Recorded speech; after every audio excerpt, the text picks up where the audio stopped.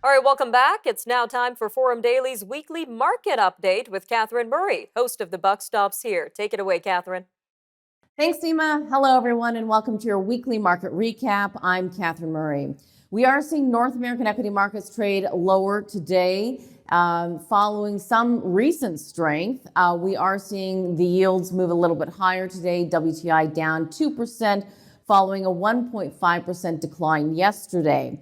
The key reason for the market pulling back today really has to do with Fed speak, which is a bit on the hawkish side, coming out of St. Louis Fed President Bullard today, reiterating that their primary goal is to fight inflation. Recall one of the key reasons why we've seen such a nice rally in the markets as of late is because we had been getting some lower than expected inflation readings, leading investors to believe that we've seen peak inflation, which investors also believe would cause the U.S. Federal Reserve to pause, maybe stand hold, maybe do a 50 basis point cut versus 75 basis point. That still might be the case, but we are again hearing from Fed presidents saying we're going to continue to keep fighting inflation. So on the back of that, you are seeing the markets take a bit of a pause here and decline slightly on the day. We're also, of course, watching technicals given the rally. Perhaps some of these areas of the market have hit up against resistance levels, so technicals also at play here. Also, very importantly, we've seen a number of large cap tech companies announce layoffs this week. That is leading investors to be quite concerned about what they're seeing in terms of their growth prospects. So growth concerns are front and center again. And also some investors now are saying, wait a second, is that rally that we've been seeing as of late, is that just a bear market bounce? So those are all the narratives and the thinking going on in the market today. And perhaps this week as well. We did get some economic data out of the United States. Philly Fed did contract more than expected. Housing starts did beat, but are declining versus the September numbers. We're also watching a number of companies, and interesting here, some pretty good results versus expected. NVIDIA, for one, their revenue did come in higher than expected. This is, of course, in the chip sector. And their guidance was better than feared. So that stock is moving higher to the tune of about 2% today, outpacing the broader market. Cisco also came in a little bit better than expected in terms of their recent results announced yesterday after the close. That stock up by about 4%.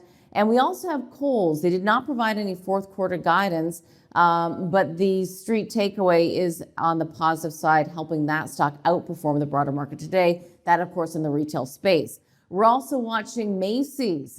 They had a big beat. That stock's up by 12%. So it's nice when you step back and see that the retail area of the market, the consumer, which accounts for about 70% of the overall U.S. economy, still seems to be showing some strength. That is a positive takeaway. But again, the broader market is pulling back a little bit. As we look at the TSX, it is declining today, following a decline yesterday. CPI is very much in focus today, coming in at 6.9% year over year, so steady versus the September time period. Interestingly, though, it did not pop above that 7% rate. That might be viewed as a positive. However, the core component did increase to 5.4%.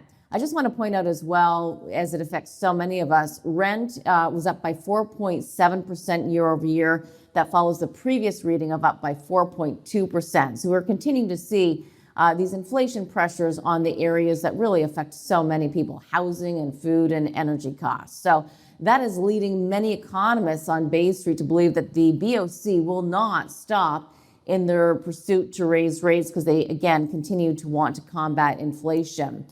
We are seeing a bit of a slowdown in certain areas of the market. Housing starts, for one, were down by about 11%. Mortgage costs are the highest we've seen since 1991. And home sales are increasing at a very small pace. Away from that, from a stock perspective, I would just highlight CP to you today. UBS is out with a positive note, reiterating their buy rating and a $117 price target.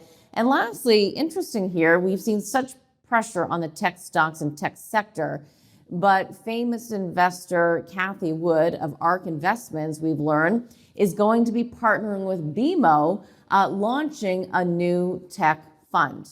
A lot going on in the markets. Again, a bit of a pullback today. We'll see what comes tomorrow and, of course, next week with new data out every day. Nima, I'll leave it there. Back to you.